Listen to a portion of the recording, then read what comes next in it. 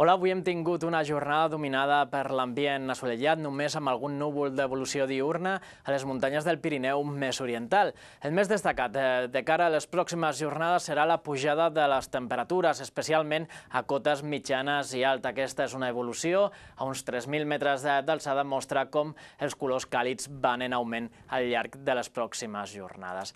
Pel que fa al pronòstic, al Pirineu oriental serà un matí assolellat, cel serè o poc ennubulat i només durant la tarda creixeran alguns núvols d'evolució diürna als cims del Pirineu. No esperem que deixin precipitacions i la temperatura, com comentàvem, quedarà una miqueta més alta. El pronòstic pel Pirineu i pel Prepirineu occidental també serà d'un matí amb predomini del sol i, en canvi, durant la tarda els núvols aniran en augment, especialment cap a la Vall d'Aran, on fins i tot al final del dia no es descarta alguna gota poc important. A la resta, augment dels núvols, arribarà un sistema frontal poc actiu que deixarà el cel força ennuvolat al final de la jornada. De cara a divendres parlarem d'un cel força ennuvolat, especialment durant el matí, amb precipitacions intermitents, especialment a l'extrem nord de la serralada, i un augment de la temperatura. Durant la tarda s'obriran clarianes, especialment cap al sud.